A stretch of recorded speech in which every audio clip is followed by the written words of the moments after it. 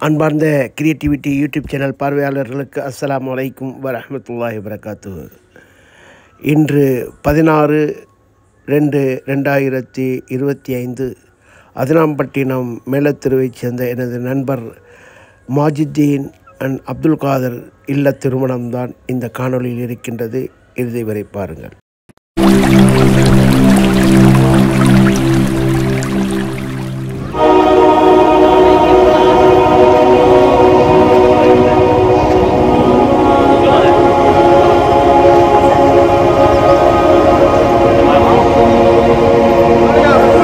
Assalamualaikum. Too late. Standing here, dear. Assalamualaikum.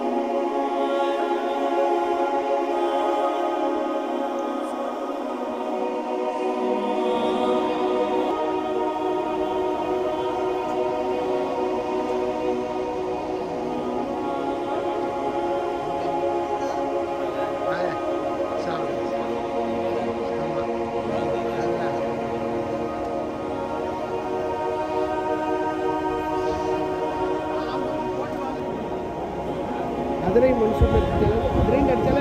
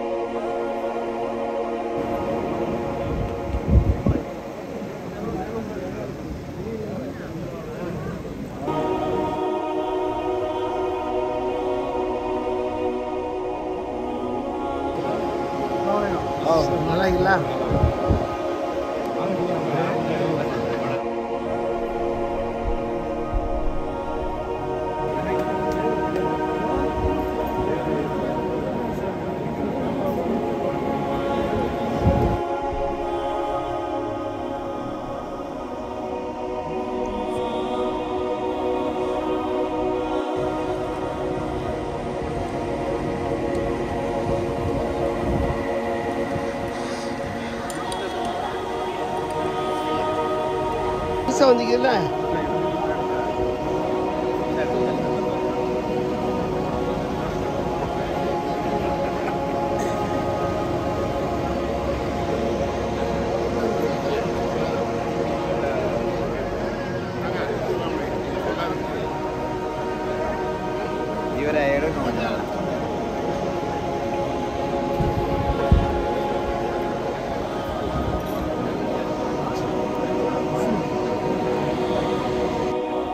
திருமண உரை மௌலவி நியாஸ் பிர்தௌசி அவர்கள் உரையாற்றுவார்கள்.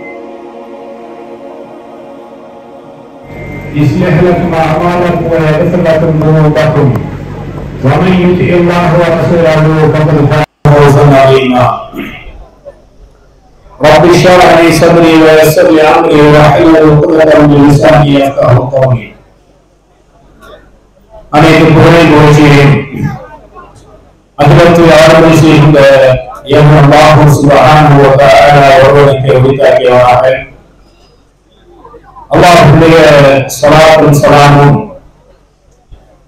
இறை தூதர் முஹம்மது ரசூலுல்லாஹி ஸல்லல்லாஹு அலைஹி வஸல்லம் அவர்கள் மீதும் அன்னாருடைய குடும்பத்தார்கள் மீதும் சத்திய தோழர்களான சஹாபாக்கள் மீதும் இந்த திருமண சபையிலே வீட்டில் அனைத்து நல்லுறவுகள் மீதும் உண்டாகுமாக. கண்ணியத்திற்குரிய உறவுகளே, ஆங்காங்கே நின்று கொண்டிருக்கக்கூடிய சகோதரர்கள் உள்ளே வந்து அமர்ந்தால் மிக சிறப்பாக இருக்கும். ஆகவே இன்ஷா அல்லாஹ்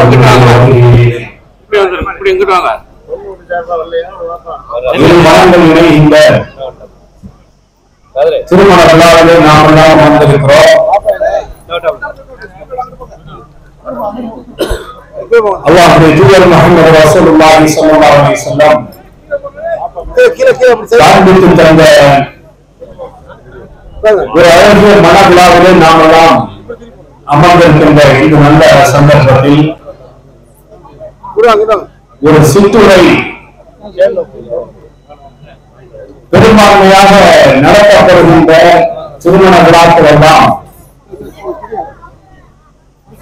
இன்றைய காலகட்டத்தினுடைய கலாச்சாரங்களின் அடிப்படையில் நடத்தப்பட்டு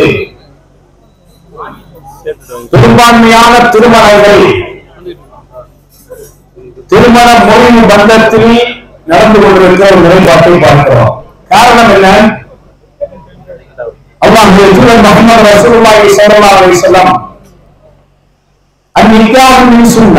திருமணம் என்பது எனது வழிமுறை என்று அல்லாஹ்வுடைய தூதர் ஸல்லல்லாஹு அலைஹி வஸல்லம் அவர்கள் சொல்லி இருக்க இந்த சமூகத்தில் இன்றைக்கு திருமணங்கள் எல்லாம் ஒரு கலாச்சாரமாக ஒரு விழாவாக நடத்தப்படுகின்ற காரணத்தினால் ஆங்காங்கே பெரும்பான்மையாக திருமண முறிவு பந்தங்கள் ஏற்படுகின்ற ஒரு நிலையை பார்க்கிறோம். சமீபமாக ஒரு நண்பரை சந்திக்கும் போது ஒரு மிகப்பெரிய ஒரு அதிர்ச்சிகரமான ஒரு தகவல். ஒரு மனிதர் காலையில் திருமணம், இரவில் விவாகரத். காலையில் திருமணம், இரவில் தலாக் ஏற்படுகிறது. என்ன காரணம்?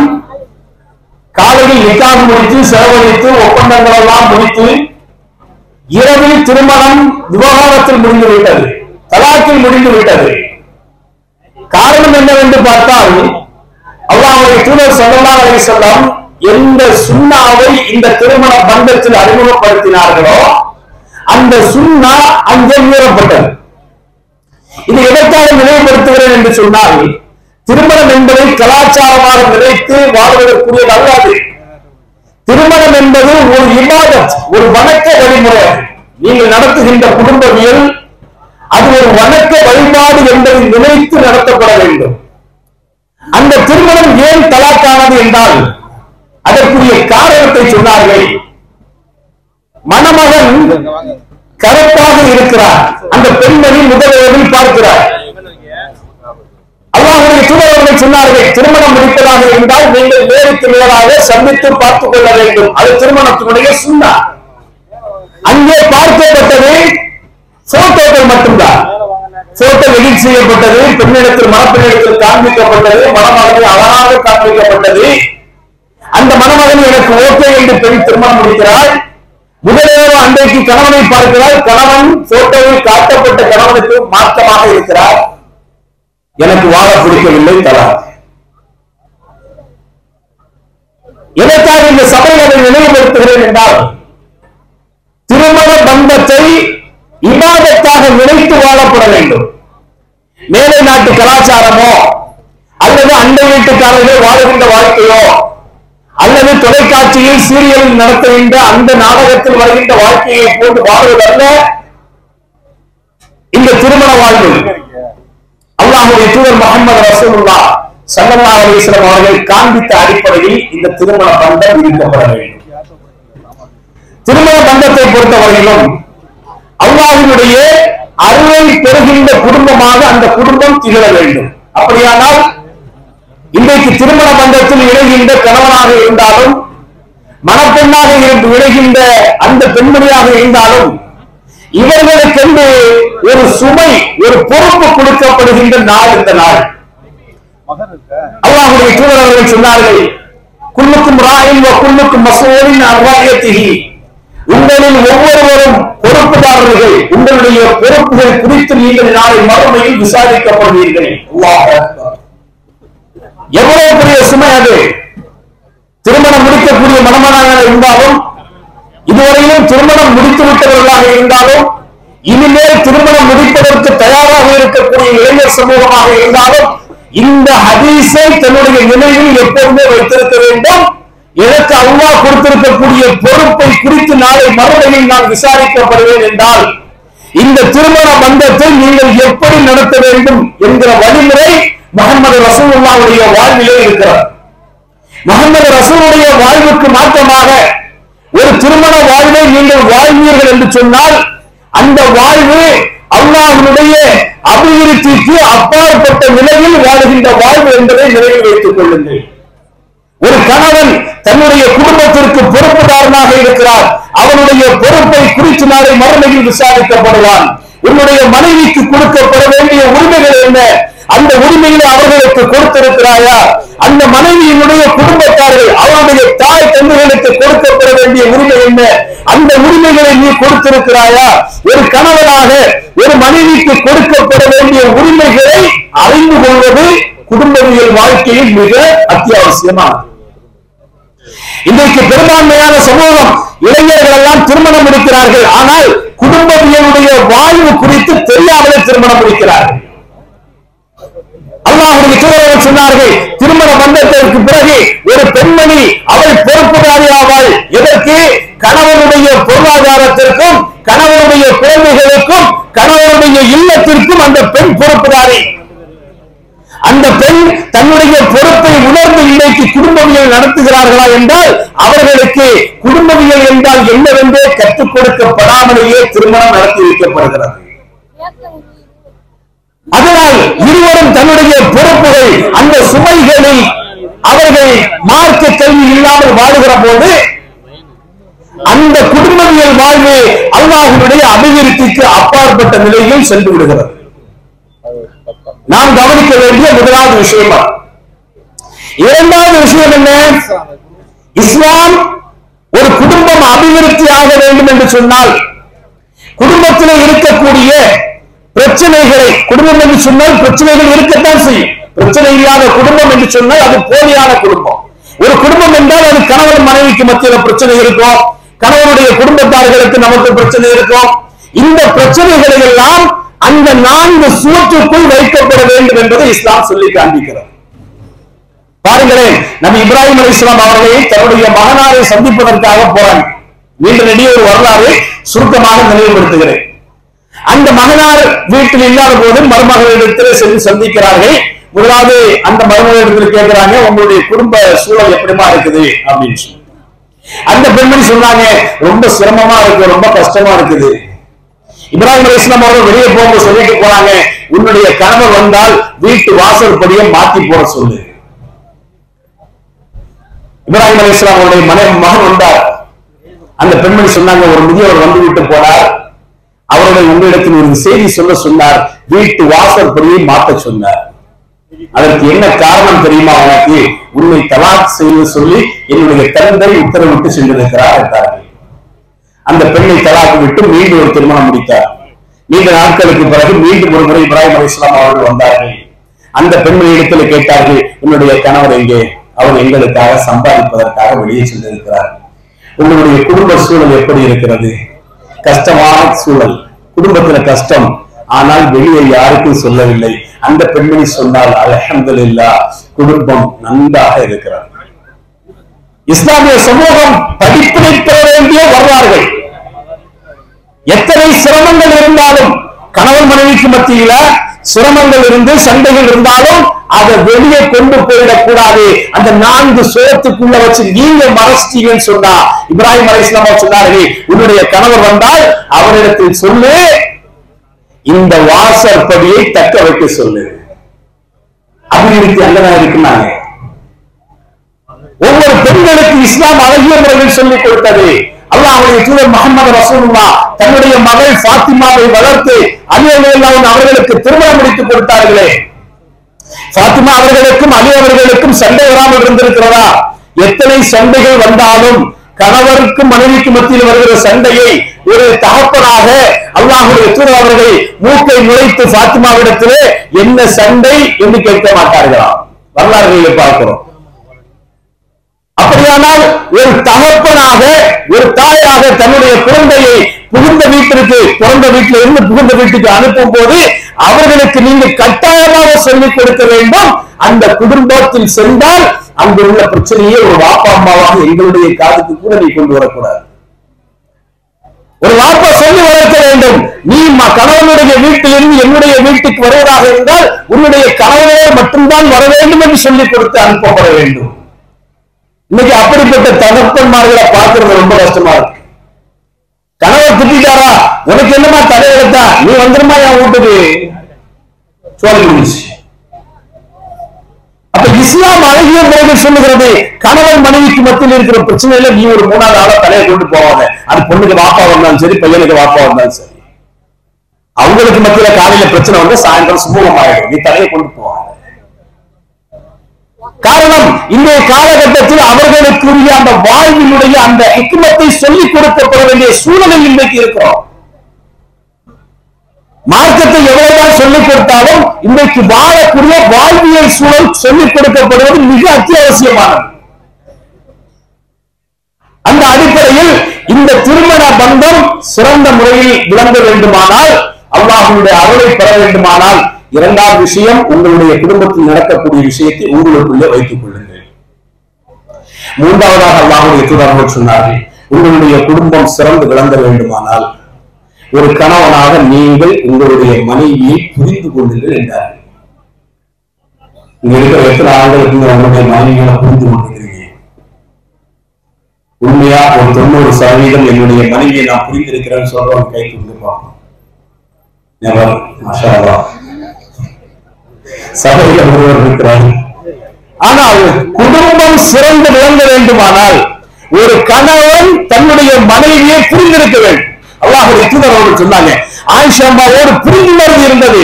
ஆயிஷாவே, நீ கோபமாக இருந்தாலும் நான் அறிவேன், நீ கோபம் இல்லாமல் இருந்தாலும் நான் அறிவேன். ஒரு மனைவி எப்ப கோபமா இருக்கிறா, எப்ப கோபம் இல்லாம இருக்கிறா, அவன் முகத்தை பார்த்தா, அவருடைய பேச்சுக்களை கேட்டா ஒரு கணவன் டக்குன்னு புரிஞ்சிருக்கணும். இன்னைக்கு அந்த புரிதல் இல்லாததின் காரணத்தால்தான் மனைவி கோபமா இருக்கும்போது நம்ம போய் ஏதாவது ஒண்ணு பேச அது பெரிய ஒரு பூதகரமா வடிக்க வீட்டுல ஆண்கள் பெரும்பாலும் இருக்கிறதே இல்லை. காரணம் என்ன? புரிந்துணர்வு இல்லாமல். அப்ப இஸ்லாம் சொன்னது, ஒரு ஆண் மகன் தன்னுடைய மனைவியை புரிஞ்சுக்க, ஒரு பெண் தன்னுடைய கணவனை புரிந்து கொள். அவருக்கு என்ன பிடிக்கும், என்ன பிடிக்காது, எதை செஞ்சா கோபப்படுவார், எதை செஞ்சா அவருக்கு கோபம் வராது, அதை புரிஞ்சுக்க இஸ்லாம் சொன்னது. அல்லாஹ்வுடைய தூதர் முஹம்மது ரசூலுடைய ஒவ்வொரு மனைவிமார்களும் புரிந்துணர்வு இருந்தது, கணவனை புரிந்திருந்தார்கள். அதனால்தானே கதீஜா ரலியல்லாஹு அன்ஹா அவர்கள் இந்த உலகத்தை விட்டு மரணிக்கும் போது ஒரு மிகப்பெரிய ஒரு சிறப்பிற்குரிய பெண்ணாக மரணித்தார்கள். ஏன்? அல்லாஹ் ரப்பல் ஆலமீன் அரசிலிருந்து இந்த உலகத்தில் படைத்த பெண்களில் அல்லாஹ் ரப்பல் ஆலமீன் சலாம் உரைத்த ஒரு முதல் பெண் அன்னை கதீஜா ரலியல்லாஹு அன்ஹா. ஏன்? எதை வைத்து? கணவரை புரிந்து கொள்ளுகின்ற ஒரு தன்மை அவர்களுக்கு இருந்தது. கணவருக்கு பணிவிடை செய்யக்கூடிய ஒரு பண்பாடு அவர்களிடத்தில் இருந்தது. அதனால் அல்லாஹ் ரப்பல் ஆலமீன் சலாம் அளித்தார். பெண்களே, நீங்கள் விளங்கிக் கொள்ளுங்கள், திருமண பந்தத்திற்குள் நுழைந்து விட்டால் உங்களுடைய சொர்க்க வாசல் உங்களுடைய கணவர் என்பதை விளங்கி வைத்துக் கொள்ளுங்கள். அதே மாதிரி ஆண்களுக்கு அல்லாஹ்வுடைய தூதர் சொன்னார்கள், நீங்கள் அல்லாஹ்விடத்தில் சிறந்தவர்களாக திகழ வேண்டுமானால் உங்களுக்கு உங்களுடைய மனைவி சர்டிபிகேட் கொடுக்கணும். என்னுடைய கணவர் சிறந்தவர் என்கிற சர்டிபிகேட் சான்றிதழ் உங்களுடைய மனைவி உங்களுக்கு கொடுத்திருக்க வேண்டும். இல்லை என்றால் நீங்கள் அல்லாஹ்விடத்தில் சிறந்த ஆண்மகனாக திகழ முடியாது என்றார்கள் ஸல்லல்லாஹு அலைஹி வஸல்லம். அந்த அளவுக்கு நம்முடைய வாழ்வை இன்ஷா அல்லாஹ் அமைத்துக் கொள்ள வேண்டும். கண்ணியத்திற்குரிய உறவுகளை கொடுத்த நேரம் முடிய இருக்கிறது. திருமண பந்தத்திற்கு வருகை தந்திருக்கக்கூடிய அனைத்து நல்லுள்ளங்கள் அல்லாஹ் ரப்பல் ஆலமீன் உங்களுடைய பிரார்த்தனைகளை எப்பொழுதும் அல்லாஹ் கபூலாக்குவார். அல்லாஹ்வுடைய தூதர் அவர்கள் சொன்னார்கள், இன்றைக்கு மன விழாவில் நுழையக்கூடிய இந்த தம்பதிகள் இந்த உலகத்தில் இருந்து சொர்க்கம் வரையிலும் இன்ஷா அல்லாஹ் சிறந்த அபிவிருத்தியோடு வாழ வேண்டுமானால் நம்முடைய பிரார்த்தனை அவர்களுக்கு மிக முக்கியமானது. அல்லாஹ்வுடைய தூதர் அவர்கள் சொன்னார்கள், திருமண வீட்டுக்கு போறீங்களா, பாரக்கல்லாஹு லக்கும் வ பாரக அலைக்கும் வ ஜமா பைனகுமா ஃபீ கைர். அல்லாஹ்வுடைய தூதர் அவர்கள் சொன்னாங்க, மணமகனை நீங்கள் சந்திக்கும் போது அவர்களுக்கு கை கொடுத்து பாரக்கல்லாஹு லக்கும் உங்களுடைய இதயத்திலே இருந்து சொல்லுங்க, அல்லாஹ் உங்களுக்கு அபிவிருத்தி ஏற்படுத்தட்டும். உங்களுடைய அந்தரங்க விஷயத்தில் அல்லாஹ் அபிவிருத்தி ஏற்படுத்தட்டும். நன்மையான விஷயங்களில் நன்மையான காரியங்களில் அல்லாஹ் ரப்பல் ஆலமீன் உங்கள் இருவரையும் ஒன்றிணைப்பானாக என்று சொல்லி அவர்களுக்காக பிரார்த்தனை செய்யுங்கள். நிச்சயமாக நம்முடைய பிரார்த்தனை விலை மதிக்கப்பட முடியாதது. அந்த பிரார்த்தனையின் மூலமாக இந்த தம்பதிகள் சிறந்த வாழ்வை வாழ அல்லாஹ் ஜல்ல ஜலாலுஹு வ தஆலா இடத்தில் பிரார்த்தித்தவனாக நிறைவு செய்கிறேன். வாஹ்தானா அல்ஹம்துலில்லாஹி ரப்பில் ஆலமீன்.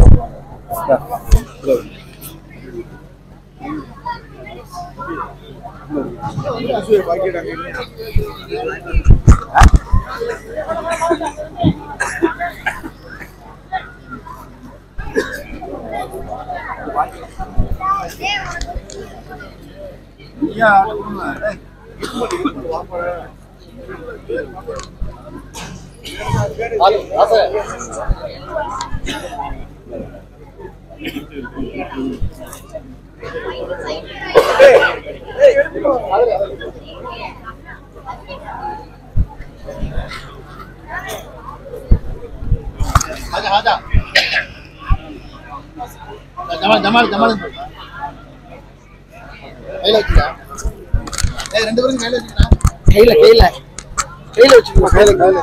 ரெண்டே கையில வச்சுக்கோங்க. யார் இது பண்றாங்களோ கையில வச்சுக்கோங்க.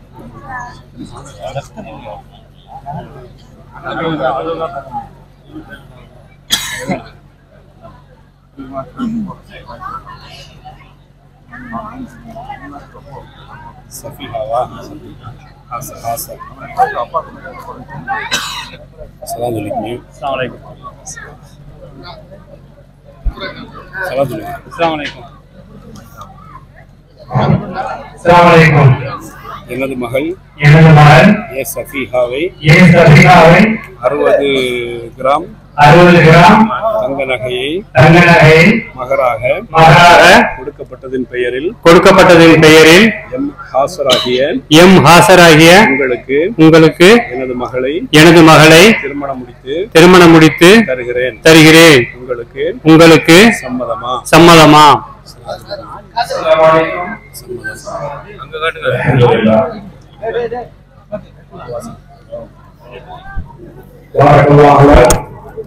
وبارك عليك وجمع بينكما في خير.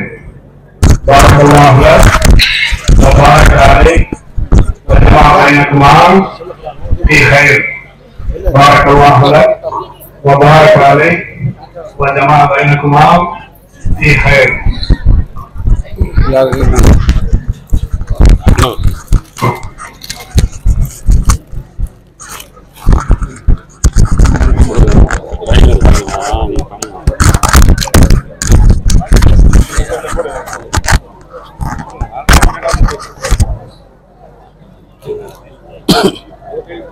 அஸ்ஸலாமு அலைக்கும் வரஹ்மத்துல்லாஹி வபரகாத்துஹு. தற்போது இந்த திருமணம் குறித்து பதியப்பட்ட தகவல்கள் சபையோருக்கு வாசிக்கப்படுகின்றது. பிஸ்மில்லாஹிர் ரஹ்மானிர் ரஹீம். எல்லா புகழும் எல்லாம் அல்ல அல்லாஹ்வுக்கே. மணமகன் மற்றும் மணமகள் இரு வீட்டார்கள் அழைப்பை ஏற்று இத்திருமண நிகழ்ச்சிக்கு வருகை தந்துள்ள அனைத்து விருந்தினர்களையும் மேலத்தெரு தாஜுல் இஸ்லாம் சங்க நிர்வாகிகள், தாஜுல் இஸ்லாம் சங்க இளைஞர் சங்க நிர்வாகிகள் மற்றும் பெரியப்பள்ளி ஜும்மா பள்ளி நிர்வாகிகளின் சார்பாக அனைவரையும் வருக வருக என வரவேற்பதில் மிக்க மகிழ்ச்சி அடைகிறோம். அல்லாஹ்வின் பேரருளால் இஸ்லாமிய ஹிஜ்ரி ஆண்டு 1446 ஷாபான் மாதம் பிறை 17, ஆங்கில வருடம் 2025 பிப்ரவரி மாதம் 16ஆம் தேதி ஞாயிற்றுக்கிழமை காலை 11 மணி அளவில் மேலத்தெரு தாஜுல் இஸ்லாம் சங்க நிர்வாகத்தினரால் இத்தம்பதியர்களுக்கு பின்வரும் விவரங்களின்படி சாட்சிகள், உறவினர்கள், மணமக்கள் சார்ந்த ஜமாத்தார்கள் முன்னிலையில் மேலத்தெரு ஹிதாயா நகரில் உள்ள மணமகனின் இல்லத்தில் இஸ்லாமிய ஷரீஅத் சட்டத்திற்கு உட்பட்டு இத்திருமணம் நடத்தி வைக்கப்படுகிறது. மணமக்கள் விவரம்: தஞ்சாவூர் மாவட்டம் பட்டுக்கோட்டை வட்டம் அதிராம்பட்டினம் ஊர், கதவு எண் 26/1 மேல தென்புறம் கீழ்ப்பக்கம் மேலத்தெருவில் வசித்து வரும் ஜனாப் எம் மாஜிதீன் அவர்களின் மகன் எம் ஹாசர் மணமகனை தஞ்சாவூர் மாவட்டம் பட்டுக்கோட்டை வட்டம் அதிராம்பட்டினம் ஊர், கதவு எண் 42A/1 மேல வடபுறம் மேலத்தெரு முகவரியில் வசித்து வரும் ஜனாப் எஸ் அப்துல் காதர் அவர்களின் மகள் ஏ சபீஹா மணமகளுக்கு இத்திருமணம் முடித்து வைக்கப்படுகிறது. அல்ஹம்துலில்லாஹ். மணமகன் சார்பில் மணமகளால் ஒப்புக்கொள்ளப்பட்ட மகள் 60 கிராம் தங்கம் மட்டும். மணமகனின் தந்தை எஸ் அப்துல் காதர் பொறுப்பாளராக இருக்க ஜனாப் மௌலவி நியாஸ் முகமது நியாஸ் சுருவைசி திருமணத்தை நடத்தி வைக்க மணமகனின் தந்தை எம் மாஜிதீன் முதல் சாட்சியாகவும் மணமகளின் சிறிய தந்தை எஸ் அலி அக்பர் அவர்கள் இரண்டாவது சாட்சியாகவும் இருக்க மேலத்தெரு தாஜுல் இஸ்லாம் சங்க நிர்வாக சபையினரால் இத்திருமணம் பதிவு செய்யப்படுகிறது. எல்லாம் அல்ல அல்லாஹ் இத்தம்பதியர்களுக்கு பரக்கத் செய்வானாக. நல்ல விஷயங்களில் இவர்கள் இருவரையும் ஒன்று சேர்ப்பானாக. அல்ஹம்துலில்லாஹி ரப்பில் ஆலமீன். அஸ்ஸலாமு அலைக்கும். சுப்ஹானல்லாஹி வ பிஹம்திஹி அஷ்ஹது அன் லா இலாஹா இல்லா அன்த அஸ்தக்ஃபிருக வ அத்தூபு இலைக். Subscribe to Creativity channel, like, share and comment, and click on the notification bell so that you'll be notified